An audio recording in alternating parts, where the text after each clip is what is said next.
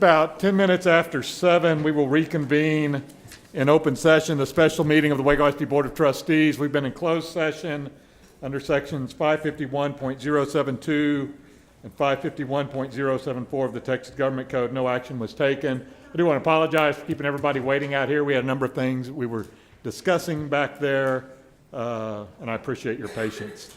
I know there are a couple of items that people have a particular interest in, and if there's no objection, we're going to take those out of order. We'll begin with item 5E, discussion and possible action to consider hiring of administrators. Dr. Nelson. Thank you, Mr. President. We have several announcements to make tonight, but the only one that technically requires a vote of the board is to discussion and possible action to approve the hiring of Ms. Bama Moore to be assistant principal at Waco High School. Recommend approval. You want us to vote on that and then we'll do the announcements? All right. Yes, sir. Then I will entertain a motion to accept the administration's recommendation of Bama Moore for assistant principal at Waco High. Thank you, Mr. Manning. Is there a second? Second. Thank you, Mr. Sykes. Any questions, comments, discussion? All those in favor say aye. Aye. All those opposed? Motion carries. Welcome. Congratulations. We have Ms. Bama Moore here tonight. If you'll stand and be recognized by your peers and community.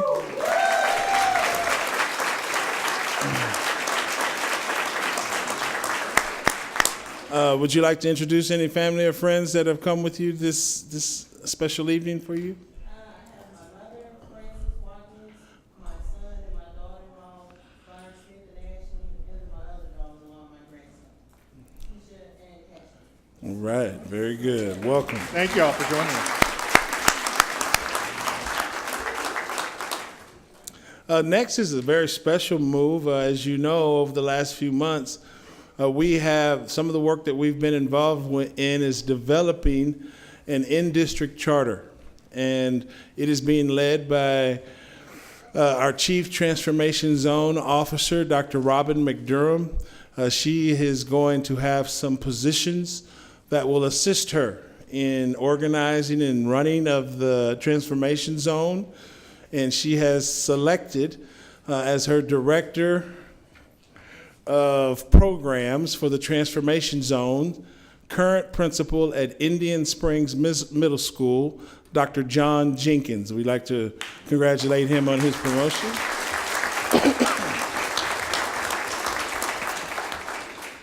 That creates an opening at Indian Springs Middle School. And through a process that we have used, we would like to recommend the transfer of principal to Indian Springs Middle School, the current principal at West Avenue, Mr. Joseph Alexander.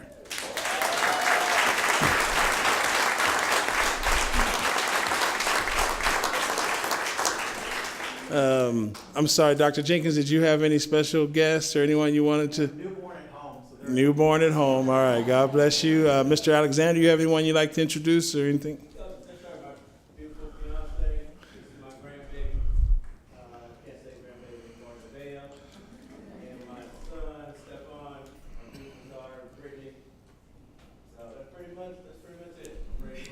All right. Excited to have you. Also, we have a position that Mr. Love is recommending on the retirement of Dr. Francine Halliburton. We're very excited to recommend as new assistant principal for Waco High School, Mr. Larry Kling, a former Marine.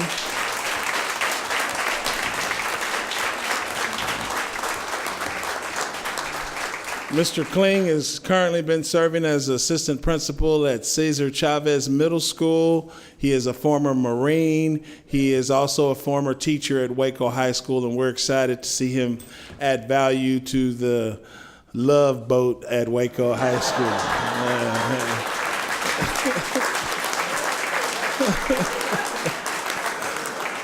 Mr. Kling, would you like to introduce anyone special?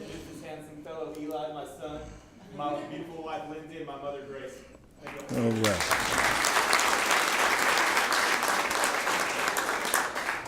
As you know, last week or last month, this board approved the promotion of Mrs. Suzanne Hamilton to become Director of Special Education Centralized Services here at Central Office, and that created a vacancy at Cesar Chavez Middle School. I'm proud to report to the public that we have transferred Mr. Alonzo McAdoo will be the new principal at Cesar Chavez.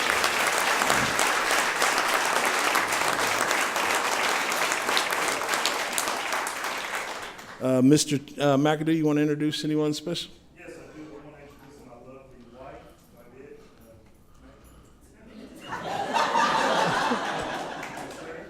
And my two daughters, they always put up with me telling the school stories. All right.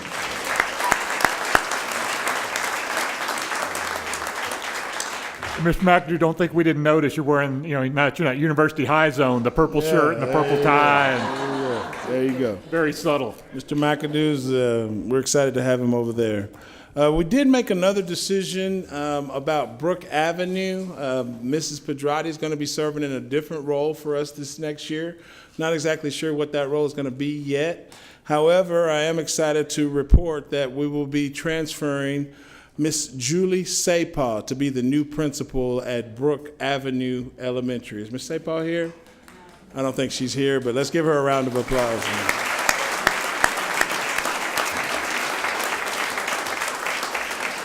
Also, Miss Jennifer Sharp is currently assistant principal at J.H. Hines, and she will be moving to Brook Avenue to serve as assistant principal as well. Is Miss Jennifer Sharp here?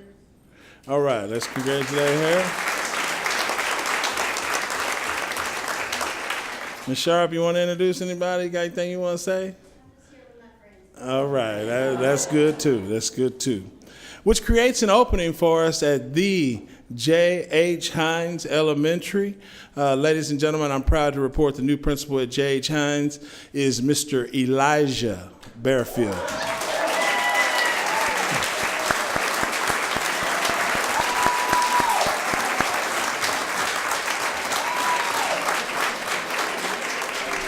Mr. Bearfield comes to J.H. Hines from Indian Spring Middle School, where he's a very successful assistant principal, highly recommended by his principal, Dr. Jenkins, very active in the community. And instead of introducing his honorable spouse, I'll let you introduce your family, Mr. Bearfield. First, my lovely wife, Councilwoman Andrea Bearfield.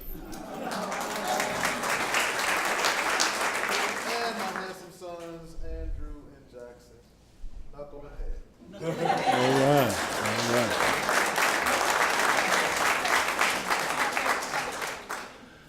And last but certainly not least, we were disappointed to lose one of our best principals, Tanya Coleman.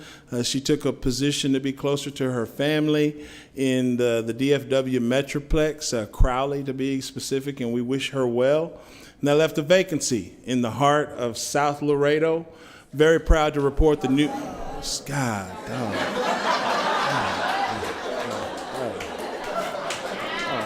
It's okay, you've only been here 13 months. You'll be all right. You know what I meant. Yeah. Very proud to report the new principal at Kendrick Elementary in the heart of South Waco. Please help me welcome no stranger to the school district, Senora Isabella Lozano.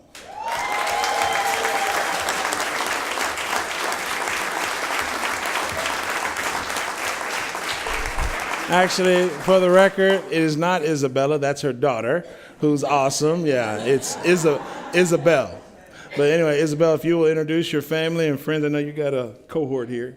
I have to say my handsome, hard-working husband, my beautiful sister Mary, my handsome brother-in-law Armando, handsome brother-in-law Sergio, my beautiful sister Adriana, my beautiful niece Marissa, my beautiful daughter Isabella, and John, my handsome son. You sound like Family Feud.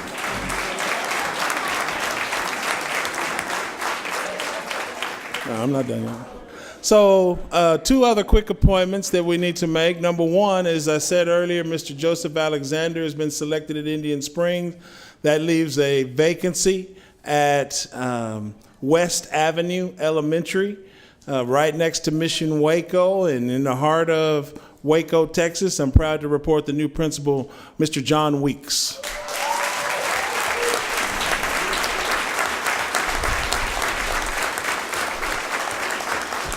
Mr. Weeks is a mathematics expert and is one of our best teachers and coaches that we've had that's worked his way through the ranks. He's an award-winning basketball coach as well, and we're excited to see him continue the legacy and hard work that has already been started at West Avenue. Mr. Weeks, you want to introduce anyone or say anything? Unfortunately, my wife and daughter couldn't come. She's run them all over Waco at indoor soccer games. Thank you. That brings me to our final appointment, I believe. Not sure, but I hope so. Mr. McAdoo, as we said, is going to be the new principal at Cesar Chavez, which creates an opening for us at the Carver Middle School. Ladies and gentlemen, please help me welcome a graduate of Carver Middle School coming back home, Mr. James Stewart.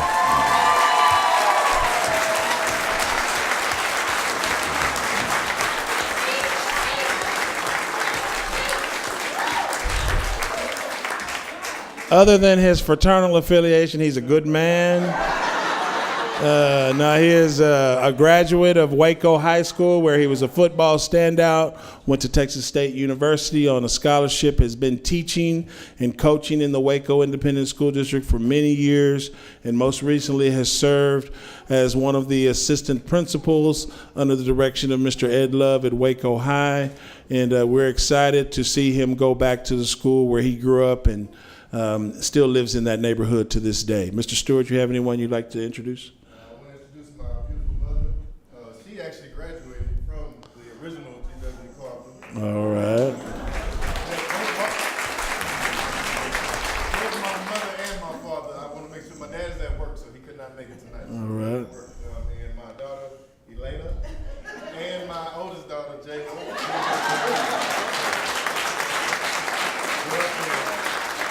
And I also have the Carver posse that's here, and my cousin Corey, his daughter Ayala, and Corey.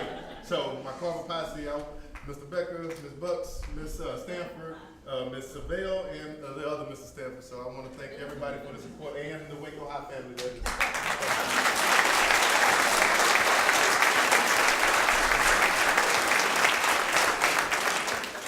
Exciting times in Waco ISD, in Waco, Texas, in Waco, USA, and Waco. Thank you, Mr. President. Yes, Mr. Manning. I got one question. Mr. King, did you go to the Marines first, then got your sense in the Army? Yes, sir. I was in the Marine Corps, then went to college, then went to the Army. Yes, sir. I figured that. Me and Mr. Pettis, we on Army too. Thank you all. Congratulations on everybody on the new assignments and positions. You are welcome to stay here for the rest of the workshop this evening. You are not required to stay here for the rest of the workshop this evening. So if any of you have other things you need to do, feel free to leave. We're not going to be offended. And if you want to stay, you're welcome to stay here as we move on through the agenda.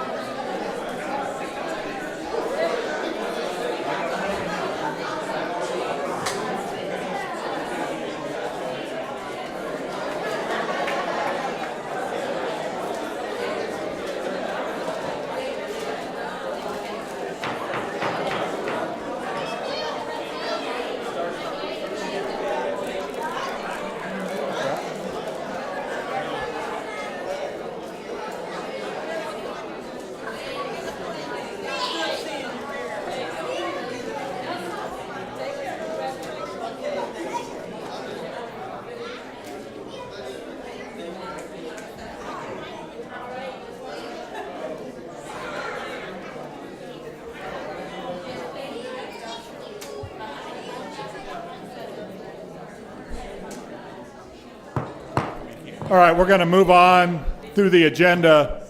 We're also going to take one more item out of order because we have some guests to present it. Item 5A is discussion, possible action to accept the appointment of 3 members to the Transformation Waco Board of Directors. I know former Mayor Duncan's here. Oh, there you go. Malcolm, do you want to present those names for the board, and we'll take action on that? Mr. President, fellow trustees, Dr. Nelson, all your staff, thank you for this opportunity. That's all I can say. This is something we have dreamed about for a long time, and I really appreciate the partnership that you all have put so much faith in us. But we have to accept the appointment of 3 board members that we are awfully proud of. One of them, I think you know, is Dr. Hazel Rowe, retired assistant superintendent, and still very involved in WISD, but no conflict of interest. We've checked.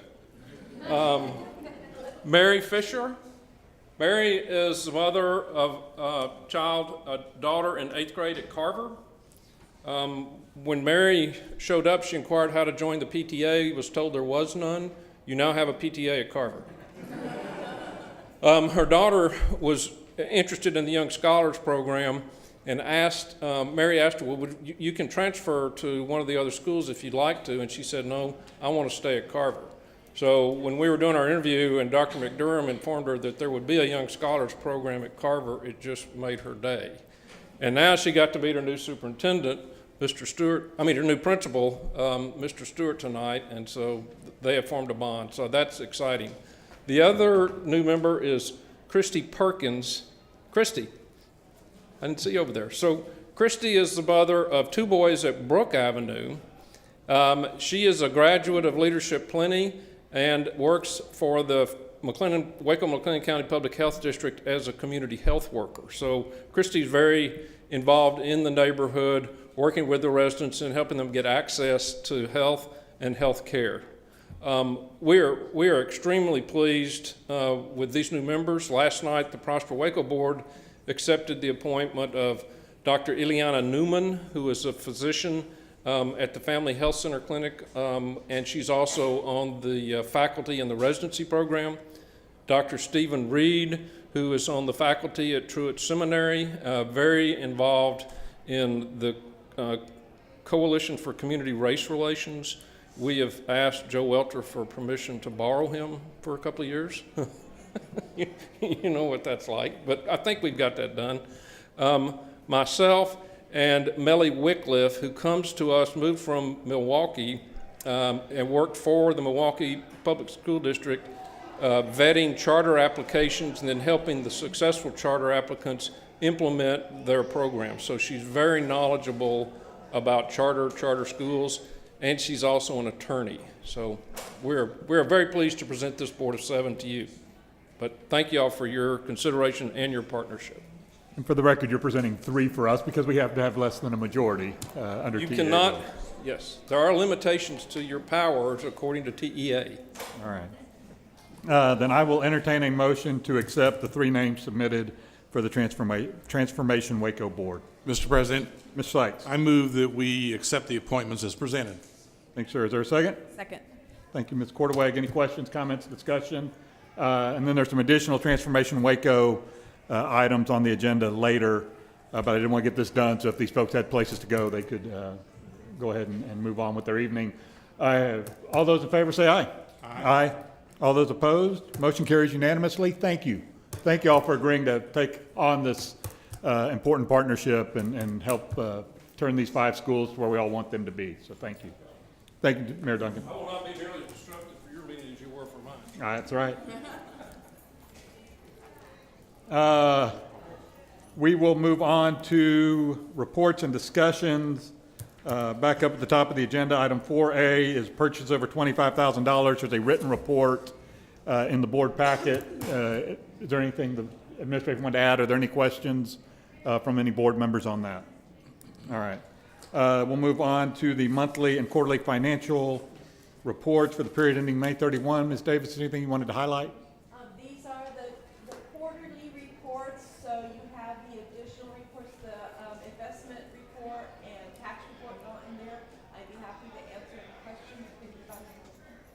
Anybody have any questions on the narrative or the details of the report?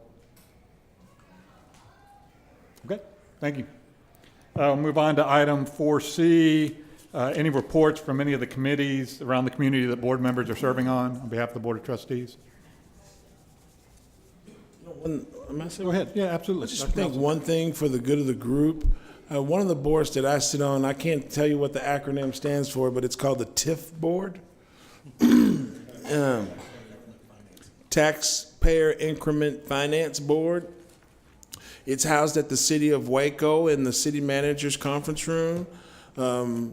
It's an excellent board, and what they're really talking about is revival in this tax increment finance zone.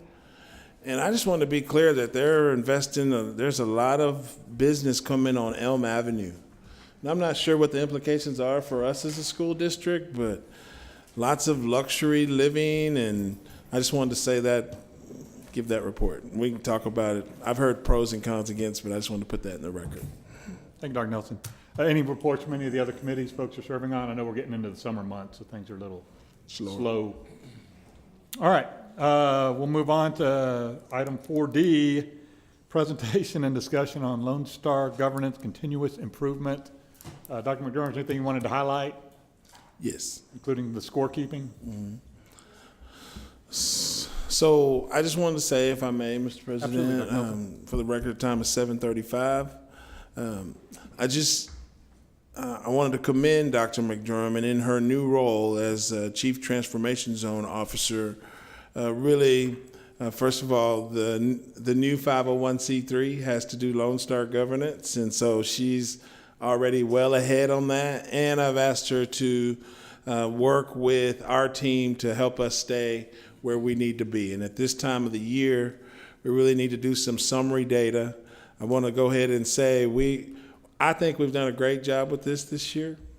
We did finally have a conversation with the Deputy Commissioner, Dr. McDermott did, regarding the leaderboard, which is something we've talked about in past meetings.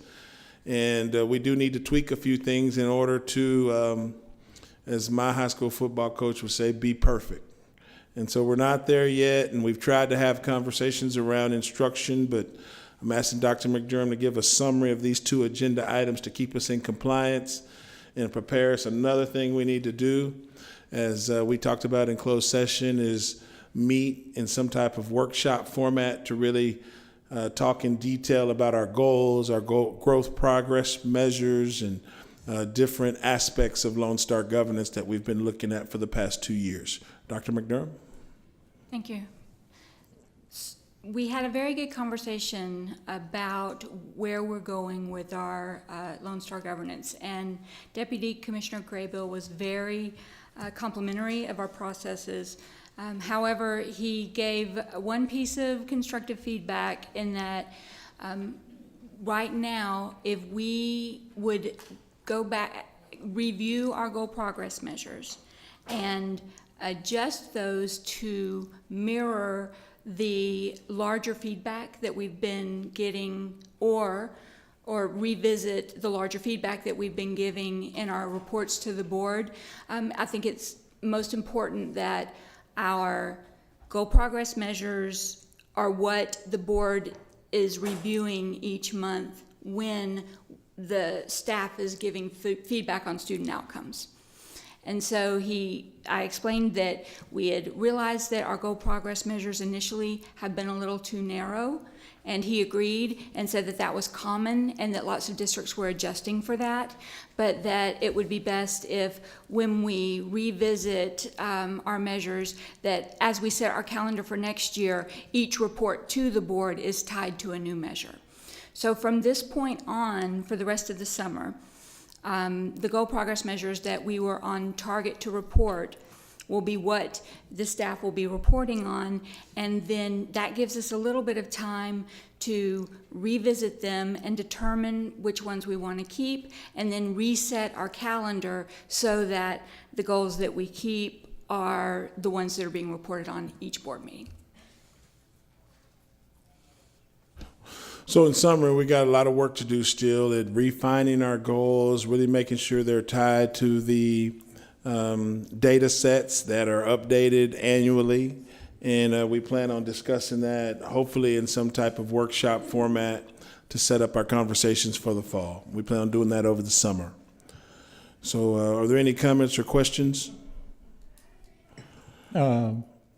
McDermott, and we've had this discussion. We know that we were getting information broader than just the identified goals and the goal progress measures. Has the administration looked at how to remedy that concern? I mean, are we looking at, you've said short term, we'll just focus on those existing. Do you envision having meetings where we go back and revisit those progress measures, or are we just going to, in the future, have fairly narrow reports on the progress measures as presented? No, I think that I would recommend that we go back and look at them and then look at what we have gotten out of this year and determine which things do you want to hear more about? What are the priorities of the board now that we've developed some new programming and changes and looked more broadly at student outcomes, and then reset the measures according to that. Okay. And will that also possibly involve revisiting the overall goals too, or are you thinking the goals will stay the same and we'll just look at the progress measures towards those goals? I'm trying to figure out kind of what the expectation is of the board over the next 6 to 12 months. Dr. Nelson? Well, I just would say that we need to review the goals.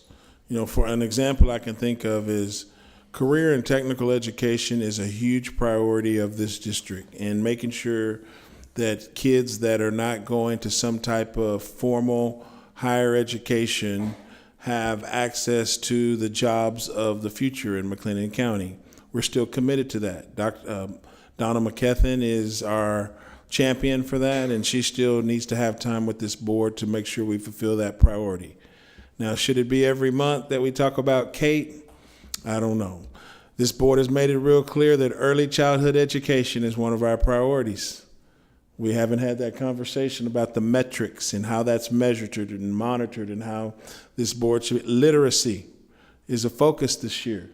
So it's not necessarily throwing away what's been done, but I know when we talk blended learning, how committed are we to that? And is that going to be one of our goals? And if it is, then is this board committed to support that financially? And what does a one-to-one device look like? Is it for every 5th grader, every 9th grader, every 7th grader? All these things need to be talked about with the Board of Trustees because of their, if nothing else, because of their financial implications. So it might be some starting over with some goals, but it also may be having kids read on grade level by 3rd grade is something this board is committed to before my arrival. I don't think that'll ever go away. So you'd like to add anything, Dr. McDermott? No, I think that's exactly it. Okay. Other questions, comments from the board? Mr. Sykes? Mr. President. So when we go back and revisit, would it involve some prioritization of how we step through or reconstruct, if you will? And is that going to be largely data-driven or based on current goal progress measures and attainment of those goals? What do you envision on that, Dr. McDermott? Yes, sir. I think that we would bring the data and we would, look at where we've gone and where we've come in accomplishing each of the goals as a starting point, and then the prioritization will be up to the board. Where do you think the priorities will be for the next few years, and then visit each one of the goals and say, all right, does the goal need to be tweaked, or is it just the goal progress measure, and approach it that way, and then revisit, is there something that we want to pay more attention to? One may also be that the school district will have a role in monitoring the progress of the zone. And so you'll want to determine how often, do you want to have reports from the transformation zone and their goals that we've contracted.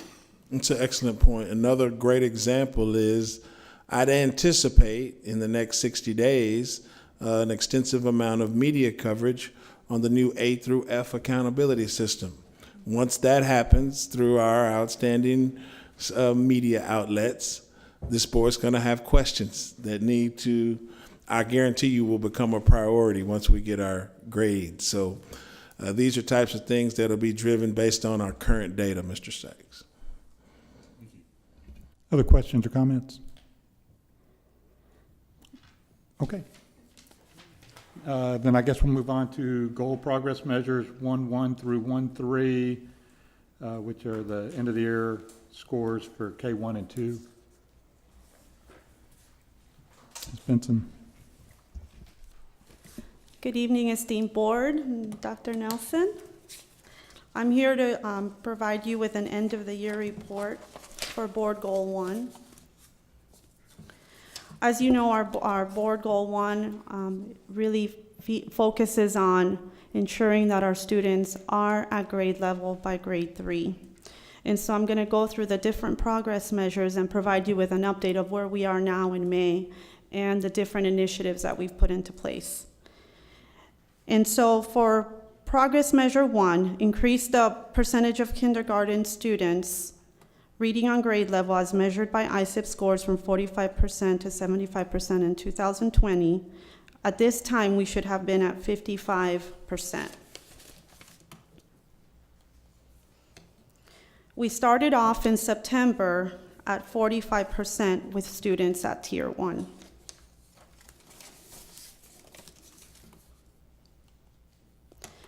If you look at where we are in kindergarten on May of 2018, overall 40% of our students were at Tier 1, which is an increase of 3%. Listening comprehension went down by 1% to 62%. Letter knowledge went up from 44% to 65%. Phonemic awareness went up from 48% to 49%. And vocabulary went from 30% to 46%.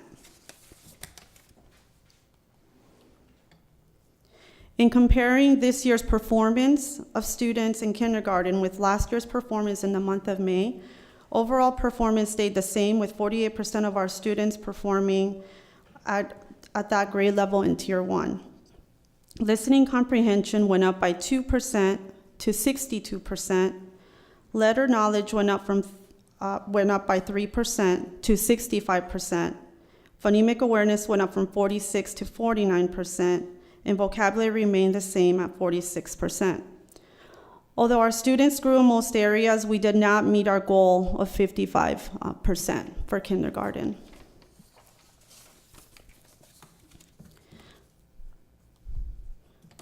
Moving forward to progress measure 2, increase the percentage of first grade students reading on grade level as measured by ISIP scores from 45% to 80% by 2020.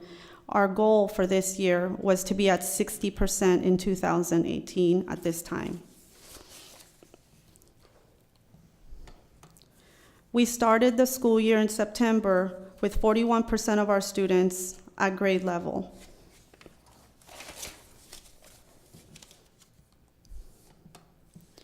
In May, our students went from 41% to 48%. Letter knowledge decreased from 42% to 29%. Phonemic awareness went from 64% to 36%, which is an interesting trend to look at because you should really see that going up, especially if overall the students went up. Alphabetic decoding went from 49% to 47%. Comprehension was at 54% and went down by 1% to 53%. And vocabulary went up from 44% to 48%. Spelling remained the same at 45%. And we gained in text fluency and went up to 36%. In comparing this year's performance of students in first grade with last year's performance in the month of May, overall we went up 4%, and 48% of our students were performing at grade level or at Tier 1. Letter knowledge went up by 3% to 29%. Phonemic awareness went up by 1% to 36%. Alphabetic decoding went up by 2% to 47%. Comprehension went up by 2% to 53%. And vocabulary went up by 3% to 48%. Spelling went down by 1%. And while overall we grew by 4%, we did not meet our goal of 60%.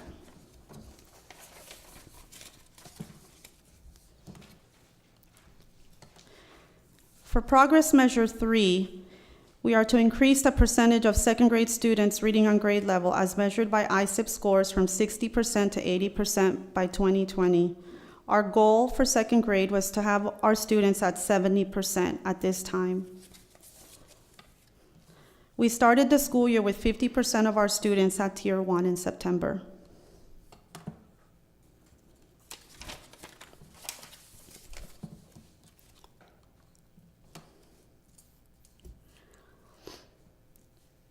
And as you can see, in May, our students were still at 50%, which indicates a trend in what Ms. Trigg and I are noticing at the primary grades, and that's why we're addressing and really focusing on the primary grades. You would expect to see an increase, and the students pretty much just stayed the same and didn't increase. Comprehension went from 50% to 45%. Vocabulary went from 46 to 45%. Spelling increased from 44% to 47%, and text fluency went down from 43 to 41%.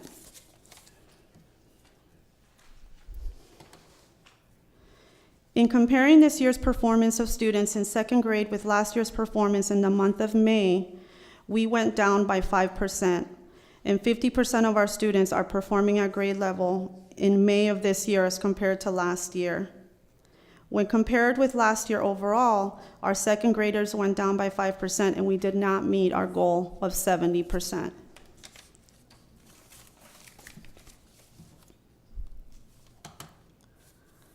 Now we're going to look at all grades, and in comparing this year's overall performance for grades pre-K through 5, in looking at each grade individually and overall performance, we only went down in second grade, and that is a very important grade, so it's very concerning. I would like to see much more growth than this next year. We went up in pre-K to 74%. We stayed the same in kindergarten at 48%. We went up in first grade to 48%. And like I said, we went down 5% in second grade. We stayed the same in third grade at 46%. So you're starting to see that trend in second and third grade of either it stays the same or there's little or no growth in those grades. We went up in fourth grade, and we went up in fifth grade, and our strongest gains were in pre-K and fifth grade. Which brings me to our board goal. And our board goal, 1, is to increase the percentage of third grade students reading on grade level as measured by STAR from 54% to 83% by 2020. In looking at our preliminary scores, our third graders went up by 6% in reading. In looking at moving forward and looking at where we need to be in 2020, we need to make much stronger increases, and we need to work much harder. If we continue to grow at this rate, which I'm not satisfied with, we will only be at 73% in 2020. So I'm expecting much stronger gains next year, and we've put into place initiatives and practices for next year. One thing I want to discuss is this year we implemented a new summer school program that was built around a cruise theme for our students.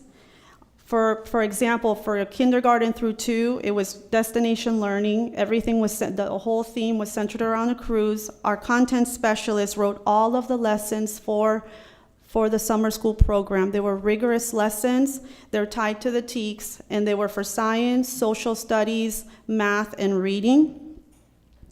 The students followed a rigorous schedule that included all of the core subjects, included STEM, targeted word work, journaling, SmartyAnts, geography around the world that Dr. Glinsky created with a title Around the World with Captain Crank. And they also had character lessons. And I'm very happy to share that we had 204 students in the program this year, which is We've usually only had students for SSI or students that needed to be there for grades more usually in the upper level, more the upper elementary grades. This year we were able to really work with our students at the primary grades, and the biggest numbers that we had were in second grade, which, as you can see, our second graders really need a lot of intervention. One of the biggest I feel like benefits of the program, both for the students and for the teachers, was that for reading, we used a leveled literacy intervention. All teachers that taught summer school this year for enrichment, all teachers were trained. Ms. Donna Trigg trained all the teachers in leveled literacy intervention. They used leveled literacy intervention throughout the day with the students. Students went through at least 2 rotations during the day of leveled literacy intervention that was differentiated at their reading level in a small group setting. And so not only do the students benefit from this, but now the teachers get to take this skill back to their campus to work with their students. And so Dr. McClanahan, what we hope to do is, this was our first year implementing the program, and we not only did it with students from kindergarten through second, we also did it for third through fifth. And we also did it at the middle school level. And so next year, what we hope to do is, as we continue to, get the program to a point where the teachers feel comfortable sharing with other teachers and colleagues, and we've refined the process to have other teachers and create almost like a learning lab where our teachers can come in and they can observe teachers working with groups of students. They can work with groups of students and do professional learning with actual students. This was a model that we learned about at one of the school board conferences in the fall last year. We really got to know the folks at Sci-Fair. They were wonderful. They shared all, their materials with us, their ideas, and just like what I'm hearing, I've been at the campuses and I'm getting a lot of feedback that what they're seeing, the teachers are saying, and the lead teachers are saying, is that the teachers feel like they've learned so much about reading intervention. And in talking to Sci-Fair, that's exactly what they said, that it became such a strong, the teachers became so good at reading intervention and word work and the leveled literacy intervention that then they use theirs as a lab. And so we want to model that and provide our teachers with opportunities not only to have professional learning, which is basically, we want to move away from that just sit and take model, but have them actually work with kids and practice interventions and work with other teachers in a lab, almost like a lab setting, but a professional lab setting. And the kids will always benefit from this because it's more adults helping them and more adults providing them with social, emotional support, mentoring.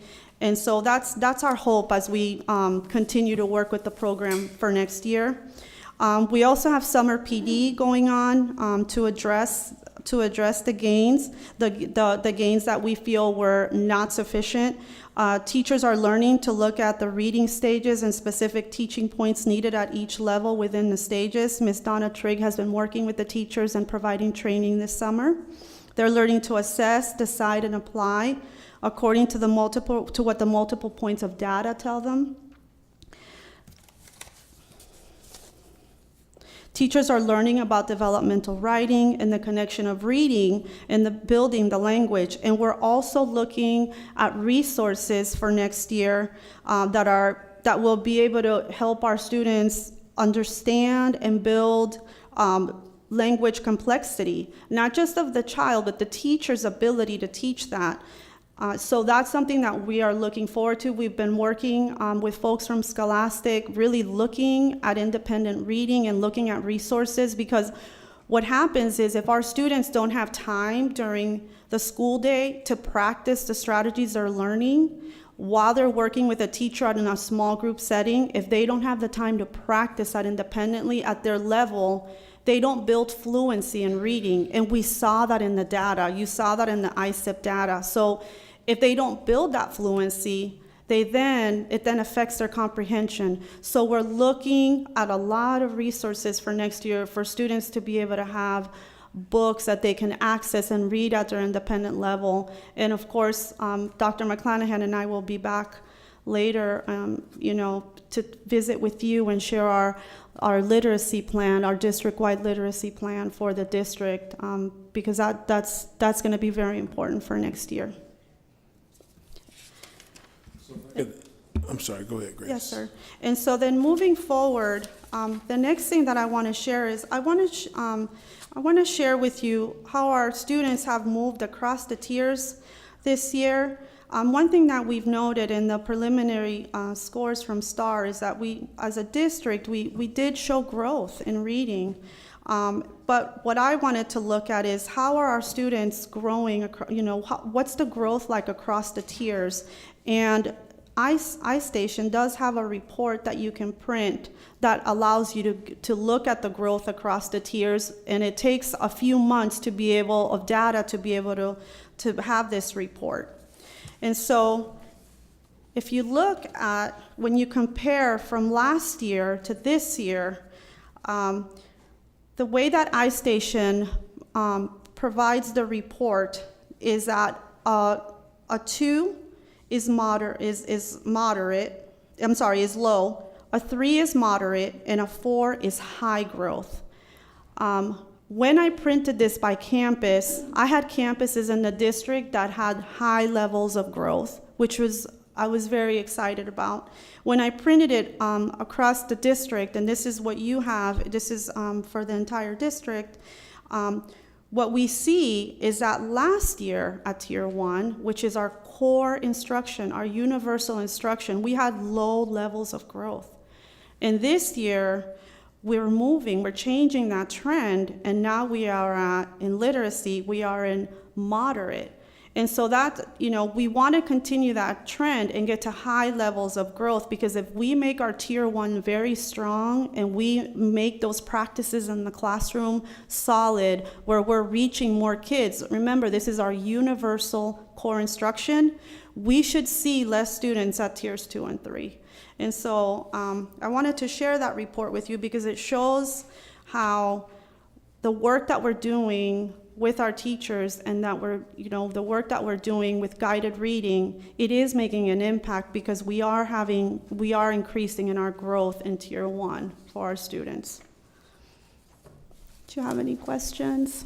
Nelson, was there something you wanted to add? I just wanted to add that one of the things that's happening, it's been happening for a while. It's not new, and I really should give credit where credit is due to the Antioch Community Church, Mrs. Stephanie Cordaweg, and it's this idea of getting kids to read more books. Exactly. And read to kids, and look at our second grade data. If we got every second grader should have a reading buddy in the whole district.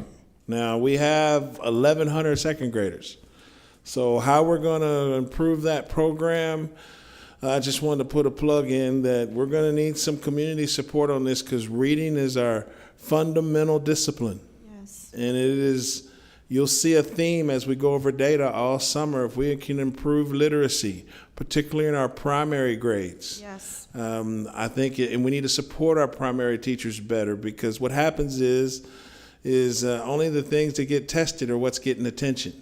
We don't talk about writing till fourth grade. Well, it can't just be the fourth grade teacher's problem. And then after they write in fourth grade, they don't write again until seventh grade. Well, we got to change some of those things. But I just wanted to, I sent Ms. Cordaweg a text like, I need 1,500 people in that program. So we got a lot of work to do. And what I see from the program, it really is what we are trying to do is put books in children's hands and have them read independently, because that's when they get to practice all of those strategies they learn in small group. And Dr. Nelson brought up such important points. We focus so much on 3 through 5, but really, if we fail to really focus on our primary grades, what we're doing is almost like a Band-Aid effect. And then we're perpetuating, and it's the same cycle over and over, because our students, if we provide them with strong literacy, by the time they get to second grade, they should be making that transition from learning to read to reading to learn. But if we just read with kids and we don't teach them to read, and we don't teach them phonics and phonemic awareness and teach them and work on complexity of language, what happens is They get to us as third graders, and then we're rushing to teach them all the skills that they need now to use their reading to learn, but they are missing major milestones. And so that's why we're not forgetting about our teachers in 3 through 5, but we have to change the outcome for our kids. We have to ensure that by the time they're in third grade, they have the skills that they need to not only be using those skills to learn, but to be successful for the rest of their academic careers and in life. And I think in one of the meetings we talked about, it was Ms. Cordawig that shared the data of what happens to individuals when they don't learn how to read by third grade. And we don't want that for our kids, and that's why we're focusing on the primary grades. Concludes our Lone Star Governance presentation, Mr. President. Other questions or comments from the board? Grace, I would make 2 observations, kind of sort of related, maybe not related. I mean, I know when we first were adopting these goal progress measures, I think it was Deputy Commissioner who raised concerns that maybe iStation was not predictive of later success on the STAR test. And when you look at your scores, I mean, kindergarten, we're 7 percentage points behind our goal. First grade, we're 12 points behind our goal. Second grade, we're 20 points behind our goal. But then overall, our score went up 6 points. Yes, sir. And so as we're revisiting these goal progress measures, the administration might want to look at whether the Deputy Commissioner was on to something, that maybe this isn't the best measure to give the board the information we need to see how we're making progress. The other thing I might allude to, I mean, I'm as frustrated as anybody that we were dinged a little bit on our points because we went a little afield from focusing just on the goal progress measures. But I will say, you know, if we had adhered to that structure, and folks knew that the board would be looking closely at these measurements, then maybe we wouldn't be 20 points behind our goal in second grade. And that maybe by looking at too many things, maybe the board was distracted from, again, under that Lone Star governance framework, the 3 goals that we really should be focused on. And so that's something, again, as we're looking at restructuring the reports after this summer, something to think about in terms of really maybe looking at that Lone Star governance framework and maybe doing it, what was his word, with integrity? I mean, I think there are some limitations there that I don't think fit real well with what we're doing at the district. I think Dr. McDermott's point as to we've now added all these transformation zones programs that we're going to want reports on that don't necessarily fit within those 3 identified goals. I don't know how we balance all that, but I do think we need to be sensitive to paying attention to the goals that we told the community we'd be focused on. So, questions, comments from the board? And President go ahead, Atkins, Ms. if I may, I'm very glad you brought up the assessment, because that is one thing we're working with the Texas Education Agency. We are looking at that, and we are trying to find a different assessment. The other thing I would Sir. say, and I'm not just saying it because there are a couple of teachers on the back row. I mean, the other thing to look at is if we decide Smarty Ants and some of those are better programs, or they're indicative, or the kids are more into them, we need to be careful about just adding layers of programs Exactly. without taking out things that are not effective. And Absolutely. so if this is one that's not getting the results, or others that are doing a better job, then maybe as we add some things, we take out the ones that aren't effective and make it more manageable on folks like our colleagues in the back. Anything else from anybody up here? Thank you. Appreciate the report. Thank you. And then the Lone Star governance concluded at 10 minutes after 8. We've already handled item 5A. Item 5B, C, and D all relate to the in-district charter partnership with Prosper Waco and transferring that to Transformation Waco. Mr. DeBeer, you want to walk us through these 3 steps? Thank you, Mr. President. The first step that we're asking you to consider taking tonight is the temporary suspension of board policy ELA local in part. This is the board policy that sets out the process for authorizing and overseeing an in-district charter partnership seeking benefits under Senate Bill 1882. Specifically, we're asking you to look at suspending temporarily the application and selection process. In April, the district had a review team that took a detailed look at an application from Prosper Waco to operate a 5-campus, well, at that time their application includes 6 campuses, transformation zone. That review team made a recommendation that was forwarded to the superintendent. The superintendent reviewed their work and made a recommendation that this board then considered and adopted to approve the application. At each stage in that process, one of the features of that plan or that application that was vetted was the idea that at some point Prosper Waco would transfer the charter that was being awarded so that they could implement the plans described in that application to a new nonprofit organization set up for the purpose of operating those schools. For that reason, we believe that the vetting process that ELA Local is intended to create has already happened with respect to the plans for the schools in the transformation zone.